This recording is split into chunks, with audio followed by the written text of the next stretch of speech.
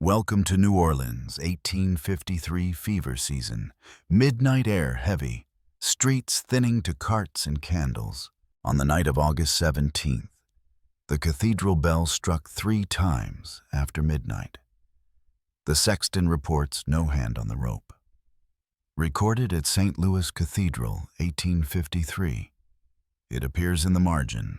A woman with shells knotted in her head wrap, whispering a psalm on the steps, 1 candle set at the 3rd strike. Anonymous Clerk's Notebook, 1853. No further note is given. Seized near the levee after curfew, 1 gourd rattle. A length of rusted chain with ribbon at a single link.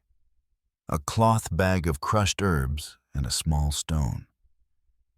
Municipal Police Docket, August 1853. The word returned is underlined. Bells noted again at 2:15. Source uncertain. Parish Daybook entry, August 1853. The line is cramped. The ink thins at the end. 2 women brought a child wrapped in blue cloth, asking prayer before the name was recorded. Cemetery payroll slip, September 1853. Only the hour is written. Bell ring once. Bell ring twice. Bell ring 3. I set the candle. Fragment of a local spiritual noted in a WPA interview, 1937. Variant. Location given as Treme. Before we begin, leave a comment where you're watching from and the exact time you paused. What did you feel in that silence? New Orleans, 1853. Late summer leaning into later summer. Heat that lingers after sundown and then lingers a little more. The air is dense with humidity and with something that only appears in ledgers. Numbers, names, and sometimes blank lines where a name should be.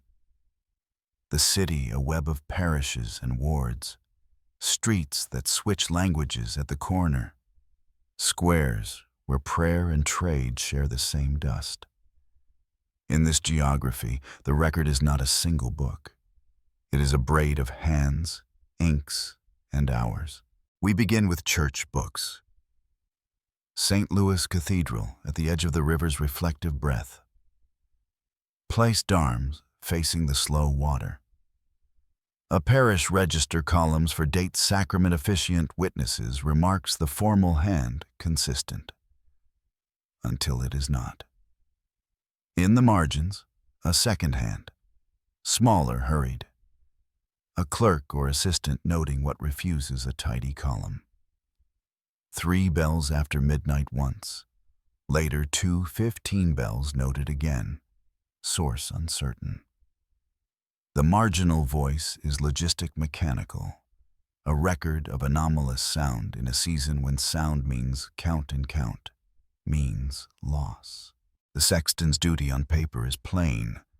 Ring at appointed hours, toll for funerals, maintain ropes, oil steps, locks. The weekly summary is the official line hours on duty, shortages of oil, broken latch request for repair. No nocturnal ringing outside schedule 1 week asserts a flat surface of administrative certainty. Yet the margin says otherwise. 2 voices in 1 book, not adversaries, not conspirators. Simply the distance between a summary written after and a line written at the instant the rope trembled, or seemed to. Between them, a seam. Municipal papers widen the frame. Police dockets, printed summaries compressed to a narrow column list. Small seizures, a gourd rattle. A length of rusted chain with a ribbon at a single link. A cloth bag of crushed herbs and a small stone.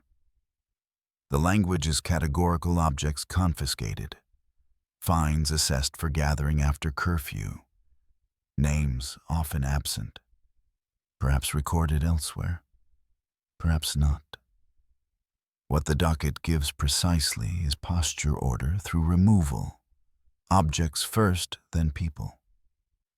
The line is indifferent and exact. These things were taken at this hour on this street. From such lines, we reconstruct a civic habit, not a person. Newspapers plural competing elaborate and distort. English columns, French columns, a German feuilleton. All carrying the fever's arithmetic, daily tallies, cautions, please. Between them, caricature. Voodoo writes, one paper writes sensational tone, an illustration without names. A letter to the editor blames rumor for untimely bell tolling. The next day, a tempering correction fatigue as explanation. The press is mirror and lamp, and sometimes a lamp that makes its own shadows. We read for proximity. We correct for language that sells fear. Congo Square enters as sight, not character. Sunday structured by music and trade. Regulated, watched. Praised as picturesque, criticized as disorderly. The square teaches a method. Read the interval between what is permitted in daylight drums, dance market, and what is contested at night song prayer vigil. The line is not theology. It is administration. Daylight is governable. Midnight, less so. Into that interval steps the figure later called a priestess. The word is not hers. It is a label from papers and police repeated by tourists, repeated by memory. Within communities, the word is simpler. The one who prays, the one who knows herbs, the one who keeps watch. Hospitals add another ledger. Intake lists, outcomes. Anonymity built into the emergency. Fever outruns clerks. Unknown female approx. 30. Unknown child. The hospital book is not careless. It is overwhelmed. Where a name is absent, communities supply practice instead. A candle, a whispered psalm, a refrain. The book cannot register these gestures. It writes deceased. The cemetery completes the loop with a permit, sometimes with a surname, too often with unknown. Between hospital and cemetery, the cathedral steps are not symbol. They are a point along the likely procession. Cemeteries above ground, because the water table sits too near, stand like stone ledgers.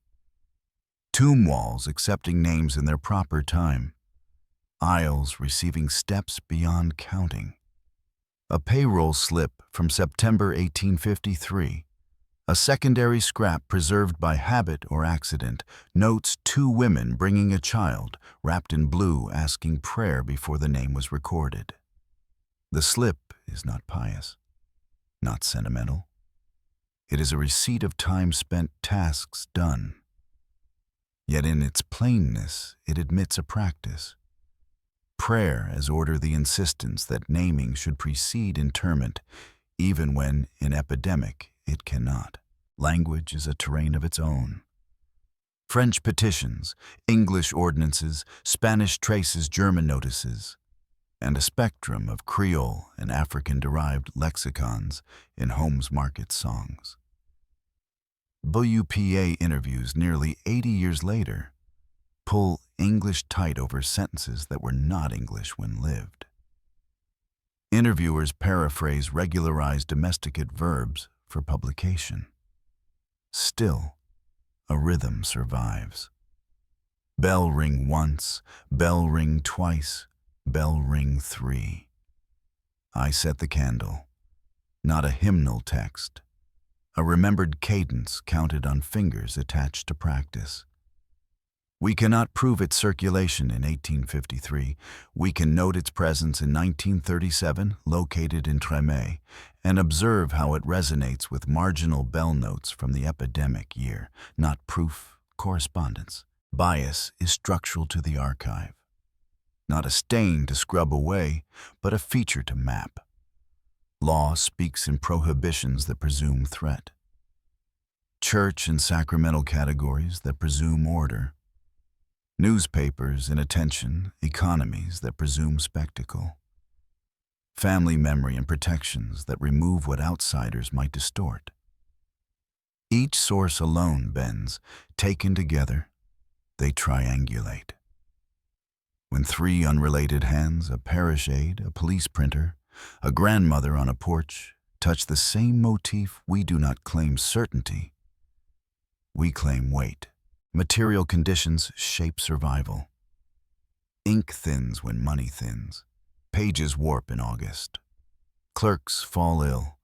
Hands change. The script of one week yields to another. A quiet relay. No one notes because everyone is working. When the epidemic recedes, the need to note anomalies recedes. Books return to columns. Margins quiet. Candles return to ordinary counts alter vigil household. Absence in later pages is not disproof of earlier presence. It is the city's habit closing over the wound. Method cautious iterative must therefore be explicit. Read ledgers in sequence, not in excerpt. To learn the ordinary, then name the irregular. Place police seizures on a map levy market square and watch curfew enforcement flex with heat rumor fear. Keep newspapers in parallel. Compare tone vocabulary retraction. Treat WPA narratives as memory with a date stamp. Not stenography of the antebellum. And where possible, locate the interviewee's neighborhood to see how motif drifts by ward. Refuse to declare a person where the file will not sustain a name. Describe a function, instead, a role evidenced by intersecting traces. This is the narrow corridor in which the lost priestess stands. Not as spectacle, not as singular celebrity, but as the focal point of care in crisis time. A woman at step shells in her head wrap. A detail preserved by a clerk who annotated occurrences, not feelings. A candle at the third strike. An action minimal and repeated. A bag of herbs, a stone, a rattle. Objects reclassified by the city from comfort to contraband as the hour turns. Bells that ring without touch. A mechanical oddity, a rumor captured by ink, a metaphor misfiled. We do not decide which. We place all four on the table and proceed. Finally, storage the afterlife of paper. Parish volumes catalogued under sacramental headings, no index for bells. Municipal dockets bound by month, small type preservation uneven. Newspapers microfilmed issues missing errata bound under wrong dates. WPA transcripts housed in statewide series audio, fragmentary field notes sometimes detached. Family letters in drawers, then boxes of pencil annotation supplying a name. Another pencil striking it out. The archive is not a vault. It is a tide papers washing toward us, others receding. Within this tide, the city of 1853 becomes legible by layers and by silences. Heat, fever, bells. A step where names pause. The record does not ask us to choose faith or fact. It asks us to see how a community stood in a doorway when the ledger could not keep up, and how when counting resumed its balance, the doorway did not keep a name, only a role. That is the stage. That is the context. And from here we move slowly, plainly, to the first braid of evidence and remembered refrain. Fact begins with a column, a date, a number. Parish Register, St. Louis Cathedral, August 1853. Burials recorded at pace. 2 lines added between scheduled entries. A marginal hand notes after midnight. The main hand remains steady, sacrament-efficient witness, yet the spacing narrows as the week advances. No names for the unknowns. The pattern is procedural, not cruel. Still, the effect is the same, a ledger, where grief appears as quantity. Folklore answers with a refrain. Remembered much later, located in Treme, stamped 1937, bell once for the traveler. Bell twice for the river listening. Bell 3 for the candle to be set. The interviewer calls it variant. The informant says it wasn't church hymn, but people know it. We cannot assign origin. We can trace use cadence attached to vigil. Fact again. Municipal docket French Market Patrol. August 21st. Seizure list, a gourd rattle, a cloth pouch with crushed leaves and a small river stone. A rusted chain ribbon tied at one link. Charge gathering after curfew. Fine assessed amount, noted names omitted in the printed abstract, perhaps present in a longer manuscript roll, now missing. Objects move easily across paper, people less so. Folklore. An interview from Plaquemines Parish, reprinted in a New Orleans paper during the 1930s WPA project. My aunt kept a ribbon on iron to teach the chain to listen. The phrasing is not literal instruction. It is a compact of meaning iron remembered as harm ribbon appointed as countersignal. A private liturgy for making metal bear witness. The document labels it superstition. The family calls it what you do when names slip. Fact. Hospital ledger, Charity Hospital, late August. Columns for admission time, condition, disposition. One entry, F, approx. 30 colored, brought by 2 women. Outcome deceased, removal unnamed.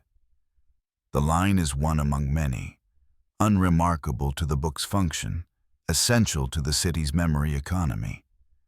If names cannot move on paper, ritual moves in their place. Folklore. A house song fragment transmitted in 1954 through a granddaughter. She sit by the door. Speak the psalm in a low voice. Light small. Not a performance, a household act. The granddaughter remembers the directive more than the words sit. Speak light. The song is less melody than method, a sequence shared quietly. Fact. A clerk's daybook bound with correspondence, a page where ink thins under heat. A note bells noted at 2:15. Source uncertain. Elsewhere in the same bundle, a repair request for a rope fray near the belfry. Neither proves nor disproves a claim. Together they show 2 registers of attention mechanical failure. Sonic irregularity. The assistant who writes source uncertain records phenomena without offering explanation. The book's purpose is not theory, only continuity. Folklore. A narrative labeled Vision by its recorder, gathered in 1941 from an elderly woman who remembered her mother's nights the bells sound when nobody touched. It means somebody on the road without a name. The recorder adds in brackets folk belief about bells. The bracket is a containment device. It does not entirely contain. Fact. Newspaper letter. English column, August 24th. Our bells toll untimely. Rumor exceeds reason. Retraction the next day. Fatigue, heat, misunderstanding. Another paper French column treats the matter with a sentence and then shifts to quarantine notices. The press oscillates. It seldom lingers on anomalies that do not resolve into policy. Folklore. A whispered list of tasks before burial remembered by a family that kept a small shop near the cathedral. Wash wrap, say the verse set the light. The list is practical, not mystical. It aims to restore sequence where public crisis has broken it. The family account does not name a priestess. It names a role she knew the order. Fact. Parish correspondence, small folded sheet, undated, but filed between late August letters, candles used beyond ordinary count. The notation includes numbers, not reasons. It is an inventory scrap that accidentally shadows a practice light, held where lists cannot hold a person. Folklore. A detail repeated in 2 interviews, a decade apart, shells tied into a head wrap, white against dark fabric. No claim is made for symbolic system. The detail functions as an identifier within the community, a way to say that woman without speaking a name, assigned by a registrar who never wrote it. Fact. A judge's brief admonishing unlawful assemblies by the levy curfew reiterated due to health emergency. The language is spare. Authority claimed through brevity. Enforcement, however, moves with weather, with rumor, with the unevenness of men on a night beat. Some nights are quiet by record, others leave seizure lines. Folklore. A short story told by a man who worked at the market, a woman who didn't sing loud, who tied the little bag with leaf and stone and set it by the chain. He calls it help, not spell. The recorder uses the word conjure. Translation always tilts. Fact. A shoemaker's account book private includes a line repair sexton shoes split near the toe. Date late August. Price modest. The entry reveals nothing about bells, but it anchors the sexton as a worker in heat in streets in ordinary exchange. The ordinary keeps the extraordinary from floating. Folklore. A child's recollection written down much later. People said the bell rope moved on its own. I only remember the candle. The child matured into an adult who doubted stories, but kept objects. The note was found tucked beside a saved ribbon. Artifacts travel quieter than narratives, but they travel farther. Fact. A municipal inventory lists torn rope fibers from belfry with a request to replace. The next page approves purchase of oil and small hardware. It is sensible to infer maintenance fatigue. It is not sufficient to dismiss every after-midnight sound as rope slip. The ledger itself keeps both kinds of lines, the repair and the report. Folklore. A prayer shard in Creole, imperfectly transcribed by an interviewer, marked psalm-like and tagged to Old Market Road. The language bends toward French, then away. It includes the word returner, to return, which sits beside the police docket's underlined returned. Whether the words share a lineage or merely a surface, we cannot say. The coincidence is a corridor, not a claim. Fact. A burial permit female. Unknown. Color noted. Age approximated. Interred. The cemetery book record space used fee applied or waived, and occasionally a comment brought by women. The comment is rare. When present, it confirms community action beyond the state's function. Not an office, a carrying. Folklore. A ragged edge of song comprehensible by rhythm more than by lexicon. Call. Answer. Call. Answer. No drum noted, perhaps implied. Congo Square taught a grammar to the city, even to those who feared it, even to those who claimed it should be confined to Sunday noon. A grammar can migrate without permission. Fact. The German language paper, late August brief civic annoyance night, singing near the square. The sentence is mild compared to other months' complaints. It registers mood more than event. It anchors sound to place, a useful fix when reconstructing routes of vigil. Folklore. A maxim, keep the light small so it doesn't invite trouble. Trouble means patrol, fines. Interference with a right the city does not recognize as right. Small light purchases time. Time purchases dignity. Dignity purchases memory. The maxim is transmitted as instruction to youth, not as sermon. Fact. An unbound list of altar linens laundered shows a spike predictable in fever season. It does not itemize vigil cloths, household cloths, midwife cloths. The city's clean and the city's care run through the same hands. Names of launderers do not appear. Labor like grief is often anonymous on paper. Folklore. a term used by a descendant night prayer woman. The phrase avoids doctrinal label. It identifies a working presence. When the recorder suggests priestess, the descendant shrugs. I don't call her that. She pray. The negotiation over names is a record of power and of proximity. Fact. A sheriff's note to the council recommends stricter enforcement along the levee following reports of ghost songs. The choice of phrase, ghost songs, is diagnostic of attitude, not of taxonomy. It merges fear of sickness with fear of sound.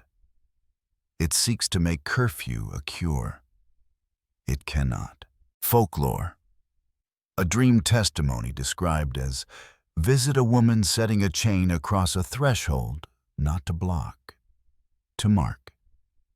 Each link a placeholder, each placeholder a promise that names will be reckoned. The dream offers no spectacle, only order.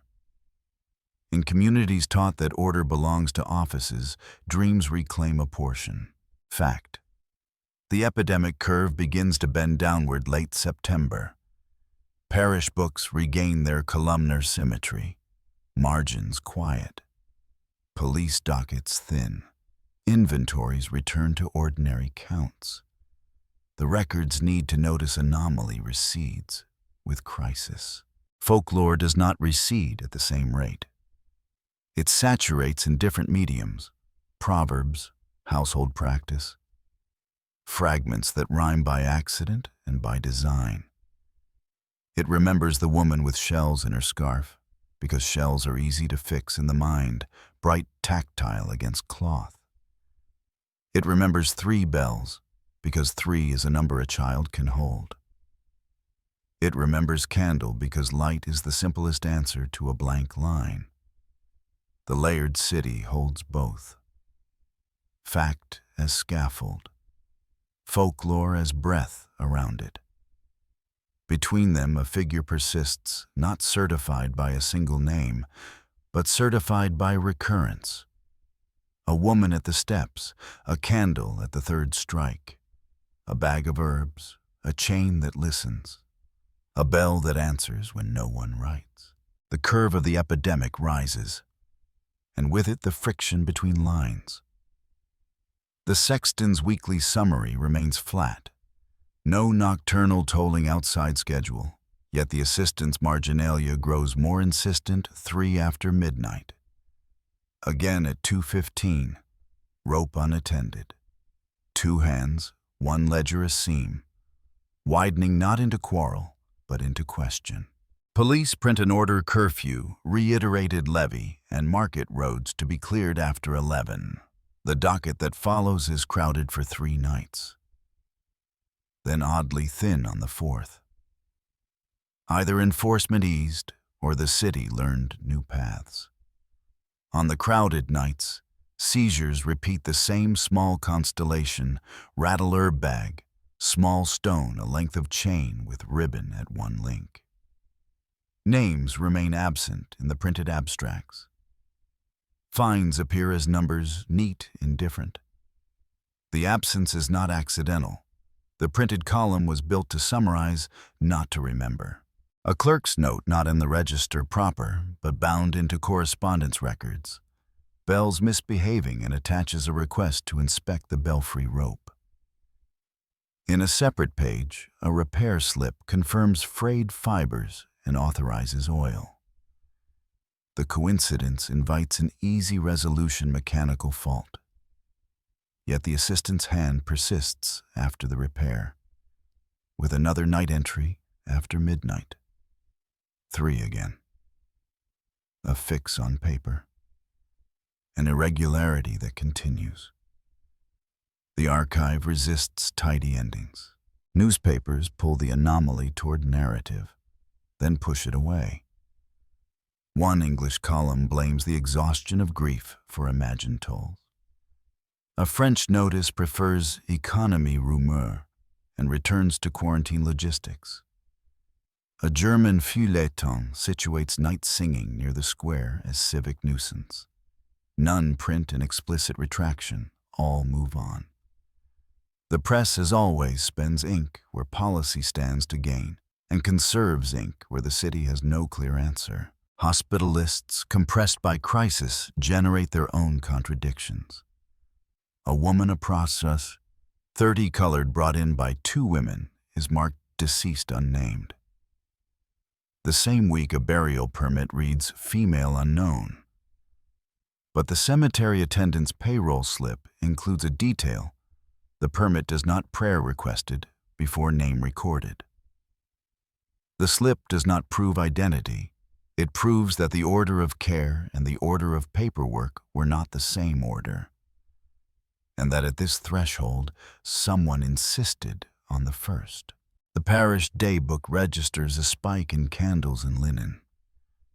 The assistant in the same bundle underlines again in the bell note. A small act of emphasis, rare in clerical writing. Underlining is not analysis, it is a pulse on the page. The sexton's line, by contrast, hardens no nocturnal ringing unscheduled. It is possible both are true. The sexton speaks of his duty, the assistant of his hearing. The ledger becomes a box where sound and responsibility collide without resolution. A municipal inventory quietly multiplies anomalies. One page lists confiscated objects retained, including rattle gourd, 1 cloth bag with leaves and stone, 1 chain length with ribbon in. A week later, a similar list appears, but the count of rattle gourd reads 2. Either a second seizure occurred, or an earlier item was duplicated in entry, or returned and seized. Again, the printed column does not say. The only certainty is recurrence objects of vigil recast as evidence, and evidence recast as nuisance to be tallied. In the cathedral books, spacing tightens. Lines that once carried full names now compress to initials. The assistant's marginal note adds an unusual temporal precision. 15. Elsewhere, a repair request for the clock appears. The coincidence tempts alignment, irregular tolling becomes clock error. Yet another margin notes after midnight, candle on the steps, which the clock cannot account for. The archive offers parallel tracks, mechanical chronology, and human observance, without declaring one the cause of the other. WPA interviews decades later replay the night in fragments. Bell once for the traveler, twice for the river listening. 3 for the candle, a refrain that fits the assistant's count, though born of a different era's mouth. An interviewer brackets the phrase, folk belief, an attempt to label and contain. Yet the refrain persists across 2 tellers miles apart, recorded in adjacent years. Not proof. Wait. A brief council admonition warns against assemblies by the levee, spreading panic by song. The phrase panic by song is diagnostic of posture more than fact. It tells us what officials feared: the contagion of feeling, not the contagion of fever. The admonition triggers a night of high enforcement. The docket swells accordingly. Then a night of low enforcement. The docket thins. Practice adjusts. If the levee grows hot, the steps grow quiet. If the market roads harden, a side street grows soft. The map of the city is not only streets, it is attention. A torn leaf surfaces in the correspondence bundle, the left margin missing. Only the rightmost words survive. Shells tied. At the third, no name. We cannot reconstruct the whole. We mark the terror as a broken record moment, not dramatic, simply commonplace heat, handling, time. The fragment echoes earlier lines: shells, third strike. The absence of a name suggesting that the same motifs traveled across multiple hands. One of the week's newspapers publishes a small cartoon mocking fetish charms. It simplifies a head wrap to costume a pouch to trick. There is no counter-cartoon for linen and prayer and quiet. Caricature spreads faster because it costs less to print fewer words, more ink. The record of mockery is intact. The record of care remains dispersed, small, and laborious to recover. A judge's bench note mentions complaints from residents near the square and requests quiet after 11. The same day, a parish aide writes singing faint toward midnight without judgment. Two instruments, law and ledger, hear the same sound and give it different fates. One seeks to stop it, the other to file it. The cemetery receives more bodies than names. The attendance log acquires marks not meant for readers, a dot beside an unknown, a short dash beside brought by women. It is impossible to know whether the marks code anything, a private memory aid.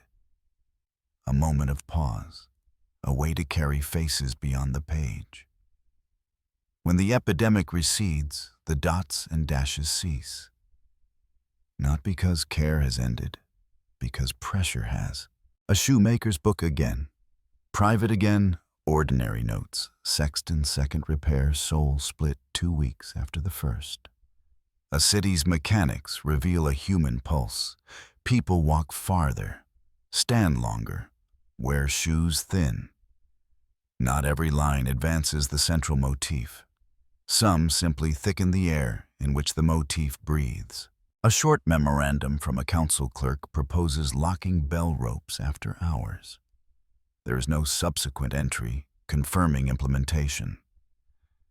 The assistant's margin, however, records 3 after midnight, even later that week. Either the lock was not fitted, or the note stayed a proposal, or the measure did not touch the cause. The incident rises not by spectacle, but by the stubbornness of small lines refusing to agree. A German language notice returns to night singing near the square, adding slow, low. The adverb matters, the song is not loud. It is steady. The complaint is not about volume, it is about presence.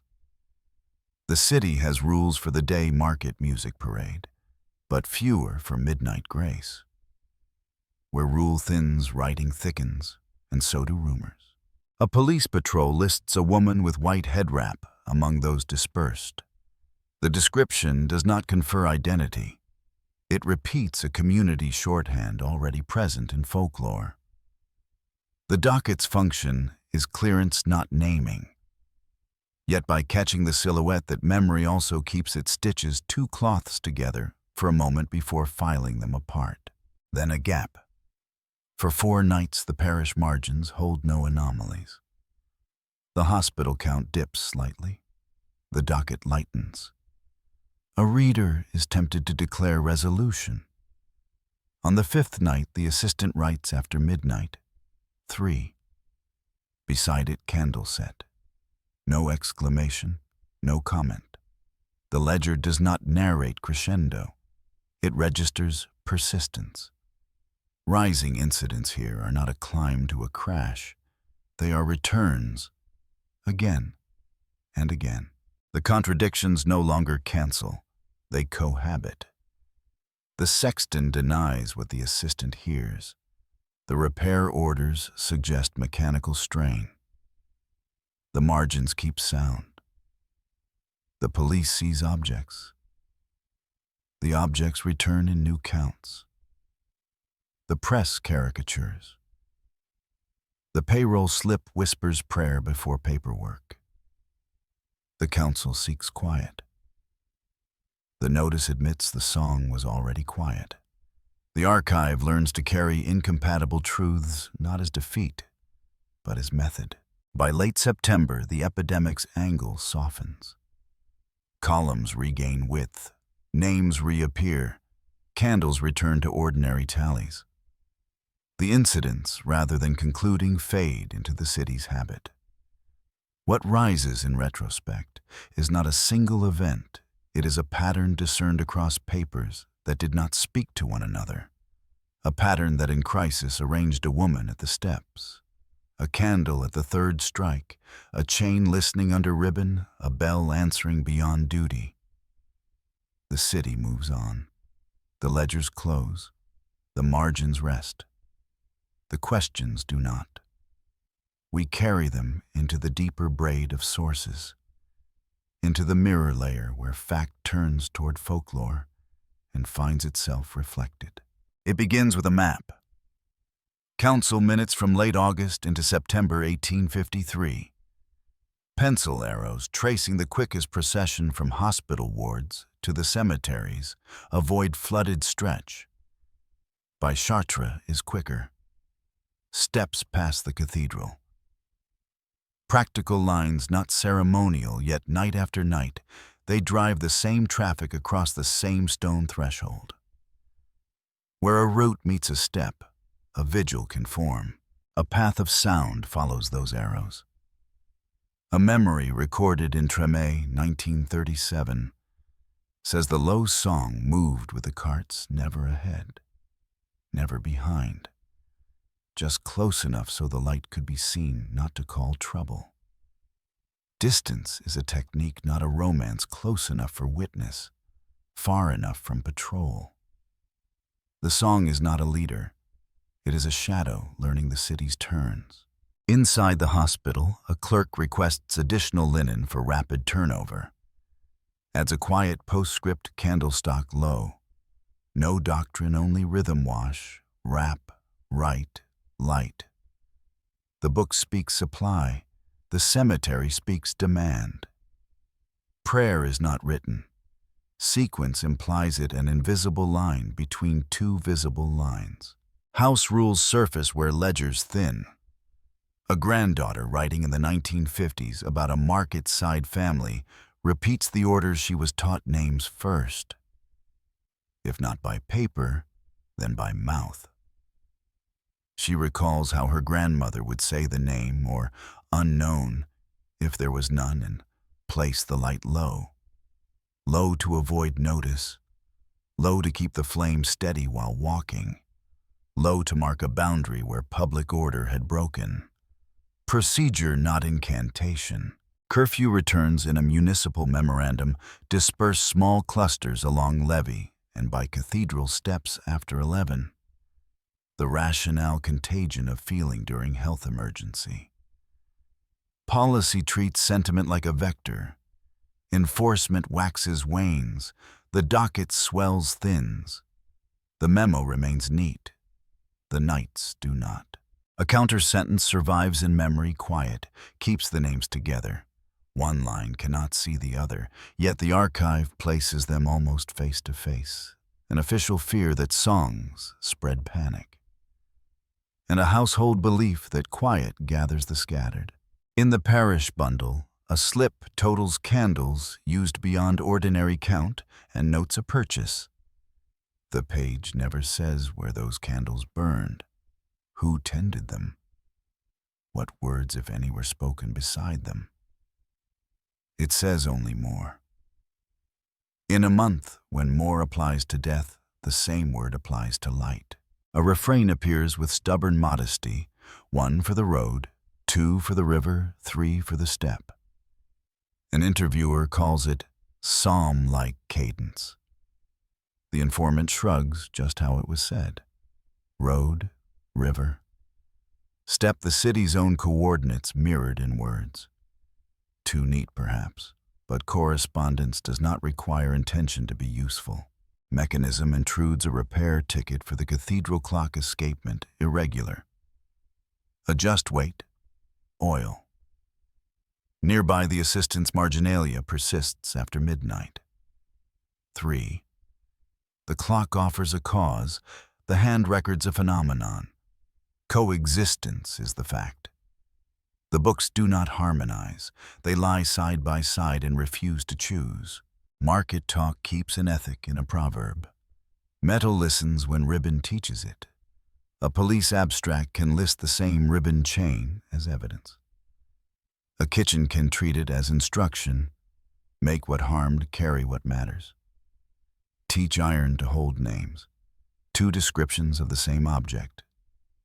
Different jurisdictions, of meaning. A German language notice repins sound to place night singing near the square. Slow, low. Not a complaint about volume, but about persistence, duration, recurrence. Adverbs here are method, a technique for staying. Keep the light small. Say 2 interviews years apart. Not theology engineering. Small so wind spares it. Small so patrol ignores it. Small so the face beside it can be seen. A rule whispered to children is a technology disguised as tenderness. Council minutes approve new rope fibers for the belfry, oil for the clock and hinges. Table a proposal to lock ropes after hours. Transactional sentences: rope, oil. Lock a city trying to quiet irregular sound by tightening mechanisms. Within the same binders later in the week, a hand still writes after midnight. 3. Mechanism altered. Report unchanged. Overlap not resolution. A dream testimony sets a chain across a threshold not to block, to mark. Names first, the visitor says. The household keeps the ribbon, not the name. Instruction outlives biography. Where the ledger places unknown, the dream insists on order, mouth before ground, name before dust, even if the name is the word unknown spoken aloud, so no body passes without address. Laundry spikes across 2 worlds that seldom talk to each other on paper. Altar linens laundered rises in late August.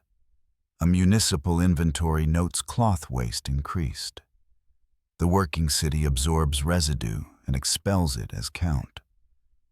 Fever is not named, wash is. 2 columns blush with the same pressure. A hand motion survives as a sentence because no recorder could capture the motion itself. She held her palm just above the chain, not touching, as if measuring heat. An interviewer writes spell. The speaker says checking. Between those nouns, a silence where practice resists translation and survives it. Cemetery lot books thicken with entries. Fees are waived in a handful of cases. Names appear and vanish. On 2 pages, a dot sits beside unknown. The dot has no legend. It may be habit, fatigue, or a tiny punctuation of notice. When set beside a payroll slip that mentions prayer before name, recorded the dot is less mute, a small mark of sequence in a ledger that otherwise knows only space. Call. Answer. Call. Answer. Without drum. A WPA informant says drum was not wise at night neighbors' curfew alleys acting like horns. Breath becomes the instrument. The city's stones do the rest, a quiet resonator for work that is not permitted to be named as right. The epidemic curve bends late September. Council minutes return to ferry fees, market ordinances, ship arrivals. Parish columns widen, unknown recedes. The assistant's marginalia ceases not with closures, simply by not returning. Administrative habit draws a curtain. The silence is not verdict. It is gravity. Memory does not bend at the same mark. It keeps the shell detail. Because texture survives where narrative erodes. It keeps 3. Because 3 fits on a hand and anchors a sequence 1, 2, 3, light. It keeps the contrast of white against dark cloth. Because contrast is the eye's ledger. The woman remains unnamed, but recognizable. Not a file, a function. Retrospective editorials print mortality tables. Sanitary reform sermons reissued, none mention odd bells. Small lights on a step. Chains with ribbon. The genre prefers causes and cures to anomalies without policy. Omission is procedural, not punitive. It teaches the city what to remember in columns and what to leave to porches. House catechisms condense the season to 4 verbs whispered to children: wash, wrap, say, set. No argument, only order. The verbs become a portable archive when offices are closed or overwhelmed. Asked later what was done when names slipped, the answer returns as sequence, not story. A loose sheet rides the years inside a ledger's back cover, one sentence in the assistant's hand. No one wrote again, but the bells kept answering. It cannot be tested by clockwork. It does not demand belief in physics. It attests to persistence, not of sound alone, of witness. The sentence finds its echo in practice. When paper stops, sound remains. When names fail, light remains. When law closes, prayer remains. Not to refute record, to complete it with acts that do not fit columns. In the mirror between layers, ledgers reflecting proverbs, repairs reflecting margins, patrol lists reflecting household rules. The figure does not resolve into a biography. It holds its place as a function, the night prayer at the step in a year, when the city counted faster than it could remember. Between the paired traces, arrows and songs, linen tallies and mouth naming, curfew and proverb, clock oil and candle set, confiscation list and ribbon teaching iron. An image clarifies not as portrait, but as practice. The archive carries both, sometimes unwillingly, and yet faithfully enough for the outline to endure. What can be counted stands like scaffolding. What must be carried breathes around it. And the bell that answered without a hand reads at last like the city's way of saying we heard, even when we did not write. The page is thin, not by count, but by anomaly. Late September, the fever curve eases. Council minutes turn ferry fees, ship arrivals. A small dispute over market stalls, routine reasserting its grammar. Parish columns widen again. Names return to their full length. Initials relax into signatures. The clerk's line steadies. An observer might say, the city is recovering. The archive never uses that word. It only resumes. The assistant's marginal hand, the one that wrote after midnight. 3. The one that sketched a candle on the steps, without saying so, begins to fade from view. Days pass with no small notes in the side lanes. The sexton's weekly summary continues to insist there was no nocturnal ringing outside schedule. The rope is oiled, the clock's escapement adjusted, the hinges attended. Mechanism says quietly that mechanism is in order. Yet a seam remains. A slip here, a dot there, a word underlined on a docket returned, and the memory of a refrain that knows its place: road, river, step. The city's night holds those coordinates whether or not a clerk writes them. In that interval between the smoothing of columns and the persistence of roots, the archive prepares its last bridge. It does not tell us it is doing this. It simply places 2 papers near each other and lets a sentence pass between. On the desk years later, but bound with late 1853, lies a thin piece of paper without a heading. Not vellum, not official stock. Thinner than the ledger leaves. The ink on it belongs to the same hand that wrote in the margins a narrow, slightly right-leaning script, frugal with flourishes, exact with numerals. The paper carries no date. It does not need one. Its content places itself. No one wrote again. But the bells kept answering. The sentence stands alone. No preface, no signature line, no rubric. It is not a subject heading, not a memo, not a prayer copied from elsewhere. It reads like a witness refusing ornament. The assistant who noted oil and rope and linen in an hour breaks the habit of lists and writes a sentence that contains both settlement and remainder. Before that line, another small text in another bundle had already eased towards silence. A payroll slip at the cemetery mentions prayer requested before name recorded. That phrase in the grammar of administration is as far as the city can go toward acknowledging what is not in its categories. Prayer is not a column. The slip does not ask to make it one. It records sequence request, then name and charge is time. Across the desk, the municipal memorandum against panic by song has no descendant. It ends where it was filed. No follow-up reports cite success or failure. The docket shrinks because the city is less fevered, not because the memo is wise. Paper can pretend cause. The street does not. Between these three, the slip, the memo, the unheaded sentence, the bridge completes itself. Not with a narrative, with a spanning of distances. On one bank policy, on the other practice. In the middle, a single line that refuses to sort bells into either. No one wrote again.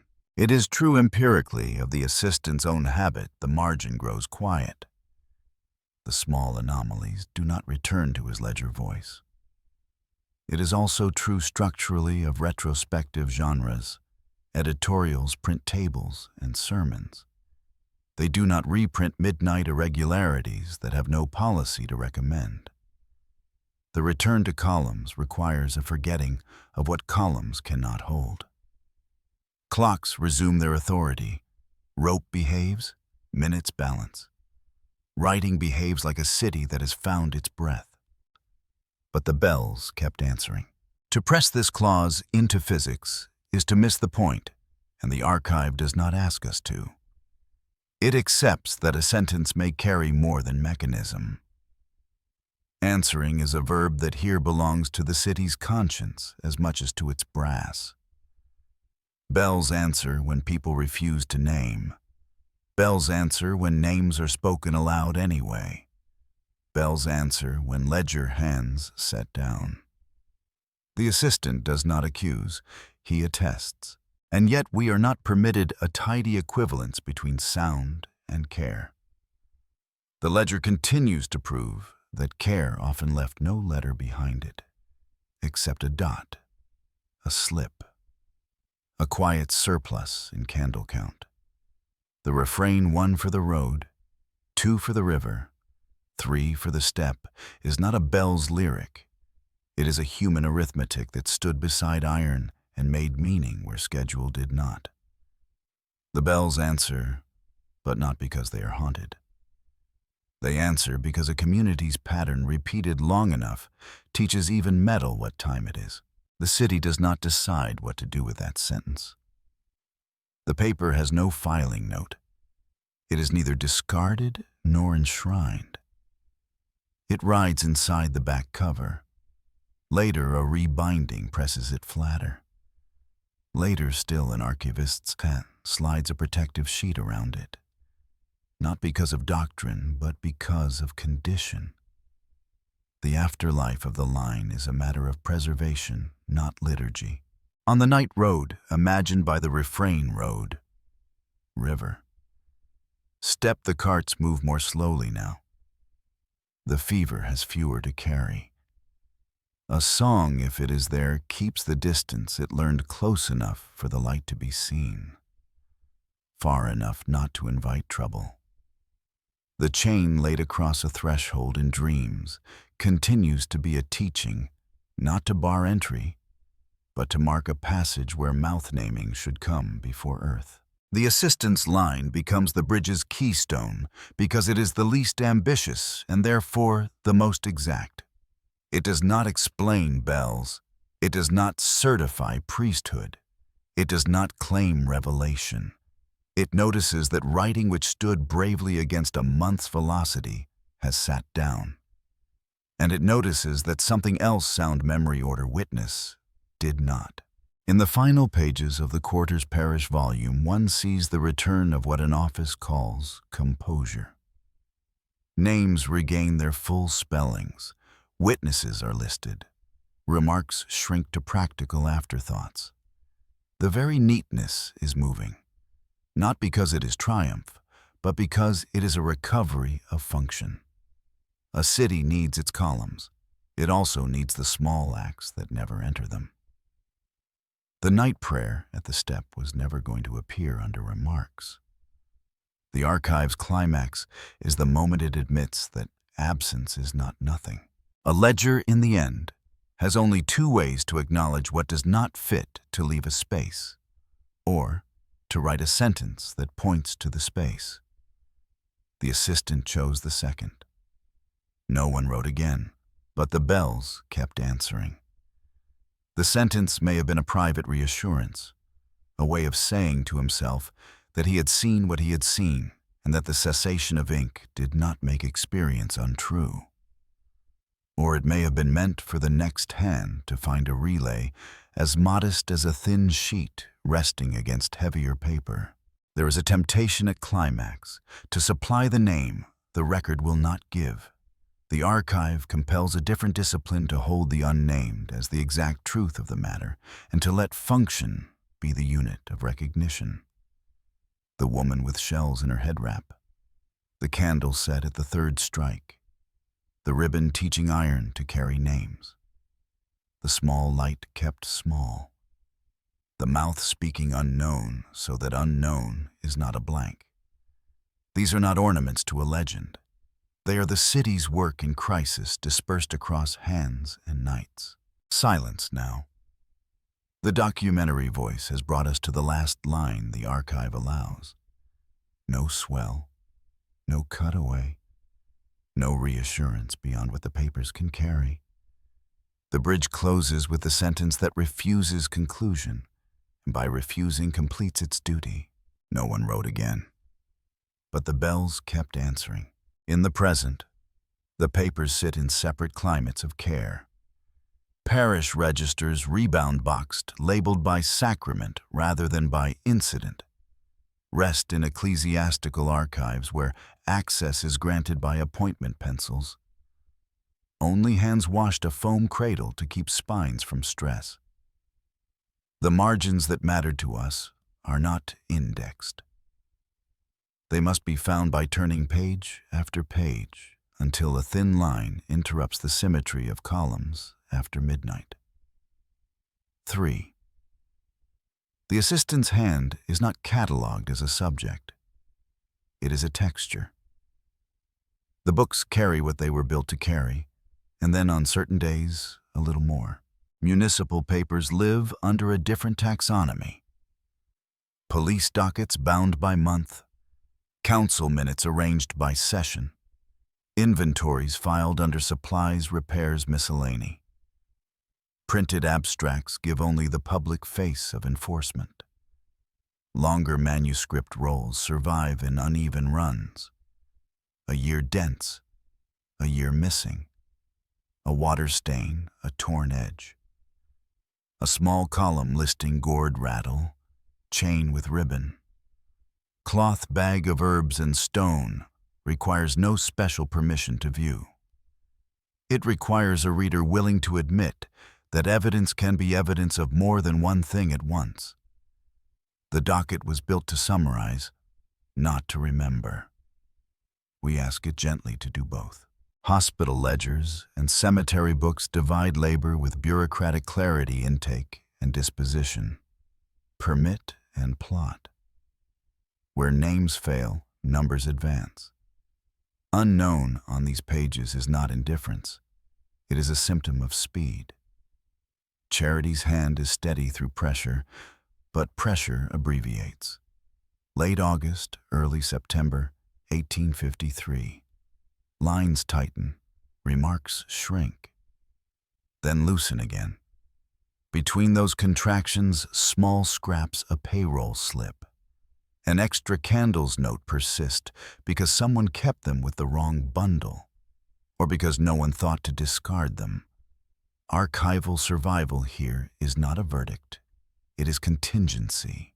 Newspapers have the advantage of volume and the disadvantage of appetite.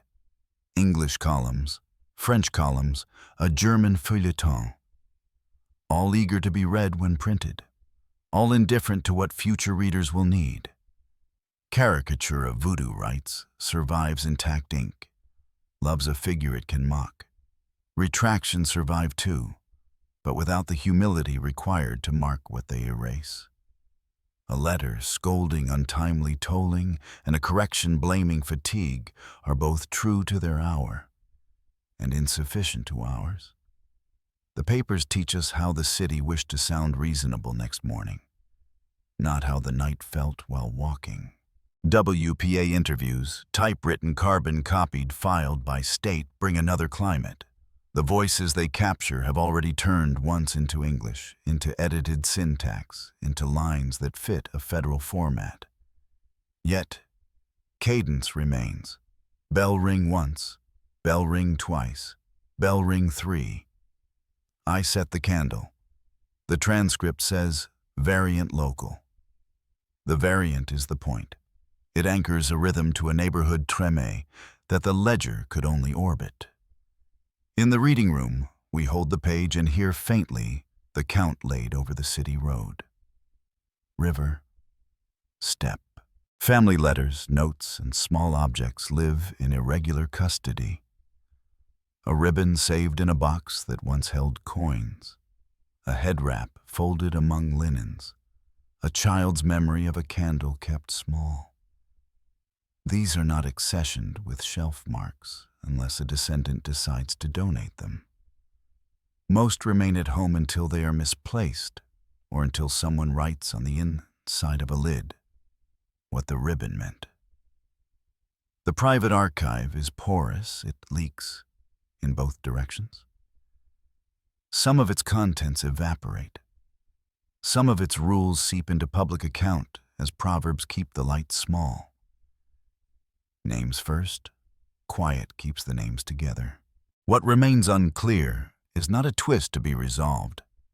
It is a structural limit. No ledger gives a proper name for the woman who prayed on the steps. No court paper identifies a priestess beyond the silhouette of a white head wrap.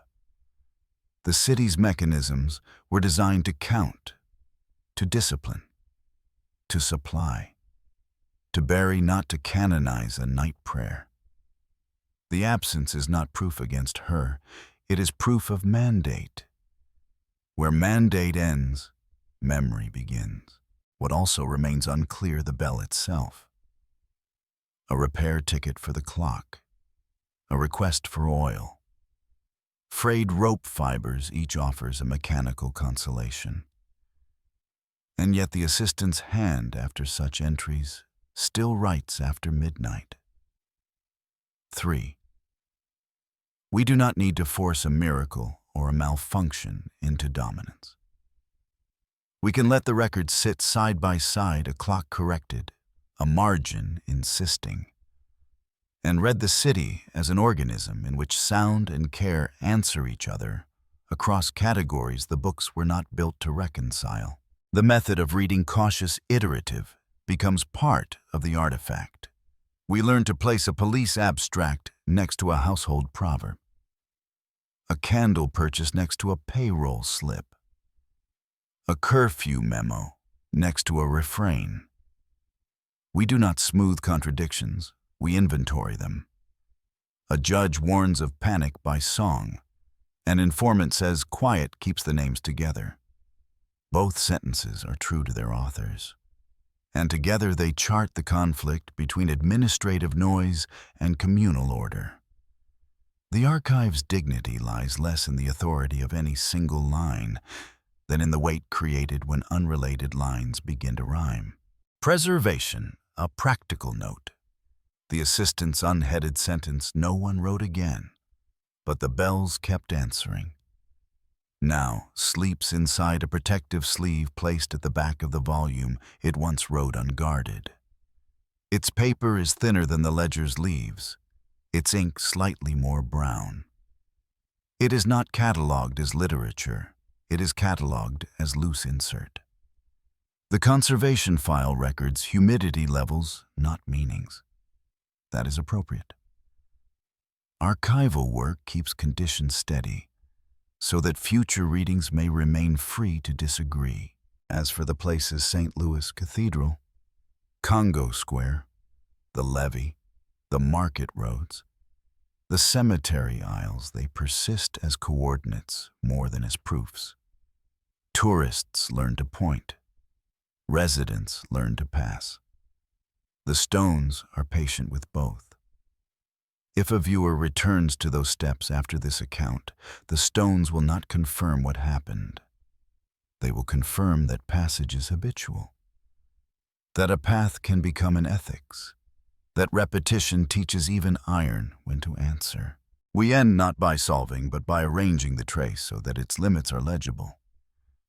A woman with shells tied into a head wrap, a candle set at the third strike, a ribbon teaching a length of chain to carry names, a refrain that counts places instead of seconds, a clerk who cannot quite allow anomalies to vanish without a line to mark them, a docket that by refusing names tells us more than it meant to. These are not ornaments. They are the structure we were given. The city counted faster than it could remember. Communities remembered in ways the city did not count. Echo returns softly because it belongs here. 1 for the road, 2 for the river, 3 for the step. Not to stir the air, to keep the order. When the book could not, the mouth did. When the mouth tired, the bell did. When the bell fell silent, the stone held the place until someone came again with a candle, small, low, steady. What should a viewer do with that? Nothing theatrical. Perhaps only this: keep the verbs that households kept when institutions could not wash. Wrap, say, set. Read the ledgers straight through, then let the margins do their work. When a column denies, do not accuse. Look for the hand that wrote while events were happening. When a caricature sells fear, do not refute it with scandal. Place it next to a payroll slip where a request for prayer was written into the cost of labor and time. The archive will never tell us whether the bell answered because of wind-weight rumor or witness. It will tell us, if we let it, that the line between fact and folklore is a working line, not a wall. Priestess in this account is not a throne. It is a function recognized by recurrence, at a threshold where names paused during a fevered year. To insist on a certificate is to ask the wrong city to sign the wrong form. We close where the assistant closed, because he closed with enough precision for us all. No music. No swell. The sentence remains in its sleeve, and the steps remain in their place. The ledger's work was not to sanctify, only to record. The recording, even in fragments, has carried a memory farther than rumor alone could have done. Maybe they didn't disappear. Maybe the habit of counting without naming did.